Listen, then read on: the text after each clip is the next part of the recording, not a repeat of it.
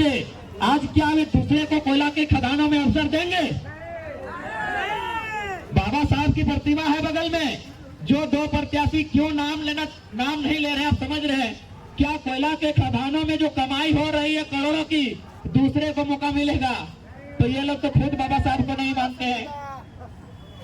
चूंकि ये अल्पसंख्यक मोहल्ला है, मैं कलाम साहब को याद करूंगा जरूर। ऐसे तो कलाम साहब को पूरा विश्व पूजता है, कलाम साहब को पूरा विश्व शीश नवाता है, लेकिन फिलहाल मैं कलाम साहब की कुछ पंक्ति आपको बताना चाहूंगा।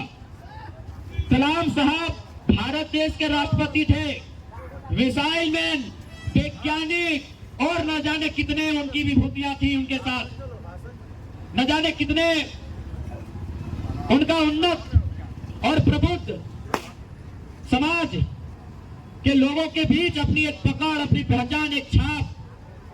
लेकिन जब कलाम साहब मरहूम हो गए, जब कलाम साहब इस दुनिया से चले गए, तो एक सर्वे की टीम सर्वे करने के लिए उनके गांव गई।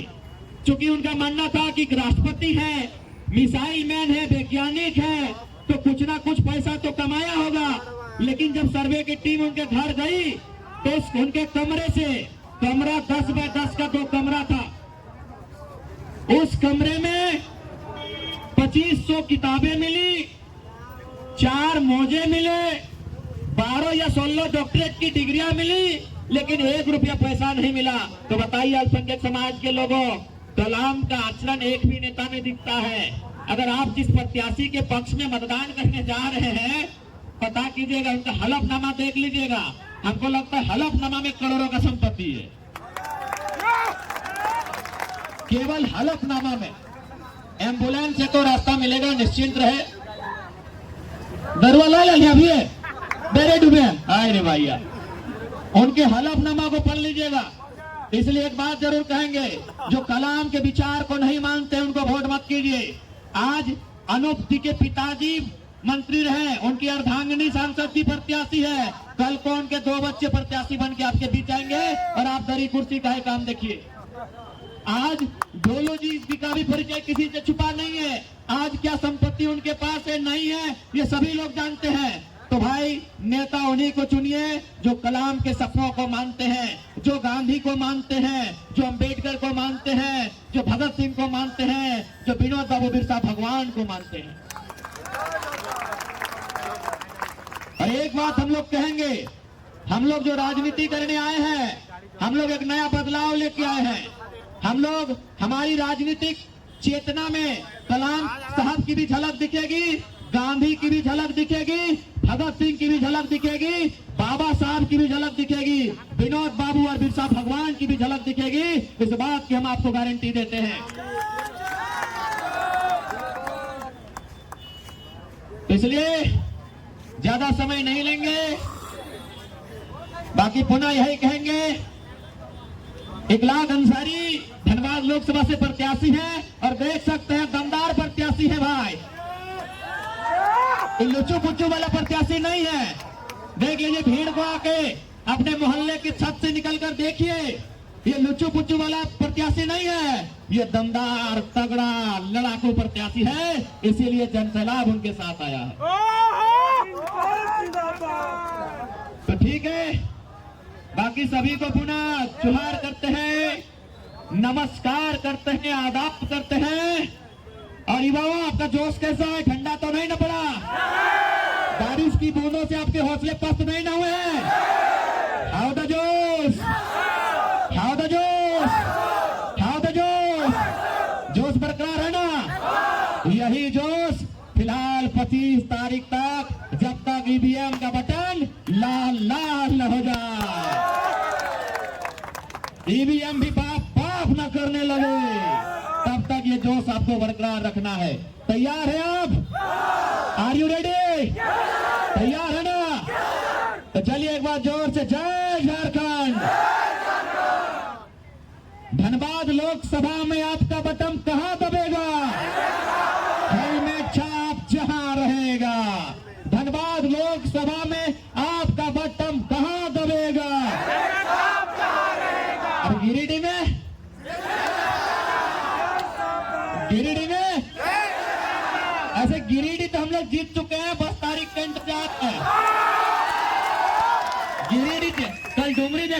नहीं? पहली बार इतिहास में एक ऐसा दृश्य था कि लोग नेशनल हाईवे में खड़ा होकर भाषण सुन रहे थे, ग्राउंड में जगह नहीं था। एनएच में 1.5 लाख पार की संख्या थी। वीडियो फुटेज दिखा दीजिएगा मीडिया वालों को। नेशनल हाईवे में लोग खड़ा थे, नेशनल हाईवे बंद था। यानी गिरिडीह जीत चुके हैं, तारीख का इंतजार है और आज आभास हो रहा है कि धनबाद में भी हम लोग मैदान में जोर लगा के आ गए हैं। धनबाद भी हमारी जोर नहीं होगा।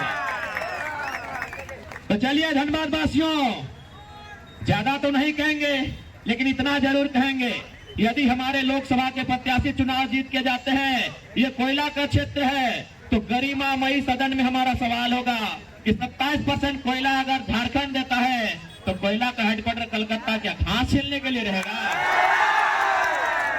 हाँ, मैंने बेवकूफ भोका लेका ध्यान झारखंडी है, झारखंडी बोका, झारखंडी लेका, झारखंडी ध्यान धा।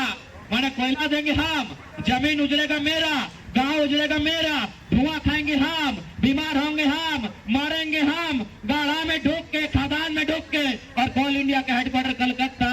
ये अन्याय अब नहीं चलेगा। क्या चलेगा? क्या चलेगा? क्या नहीं चलेगा? आज कोलकाता हेडक्वार्टर होने के कारण 99% जीएम कलकत्ता के अंक आते हैं। कहा है भाई, कहा है ऐसा अन्याय? कहा है ऐसा अन्याय होगा? जमीन हमारी, खदान हमारा, कोयला हमारा, खेत हमारा, गांव हमारा, तो जीएम कलकत्ता से कहे आएगा? कहा आएगा जीएम कलकत्ता से? इसलिए अब पूरे भारत को झारखंड के साथ न्याय करना होगा। पूरे भारत को झारखंड के साथ न्याय करना होगा कि अब कोल इंडिया का हेडक्वार्टर कलकत्ता नहीं, झारखंड, धनबाद या बोकारो होना चाहिए। इस बात को डंके की चोट से रखा जाएगा। तो हम ज्यादा समय नहीं लेंगे। इकलाक अंसारी कहाँ गलो? और चच्चा भी लगली ना, जब बोलियो तब लगली गिदरुआ के घर। बाबा चच्चा कल ठीक हो, खाना खियाए के भेजियो।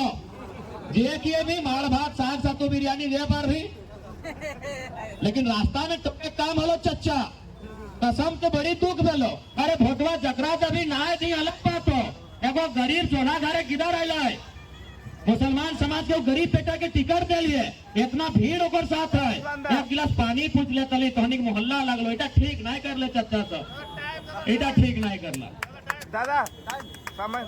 ठीक है, बाकी सबके जोहार जोहार। नाम दादा।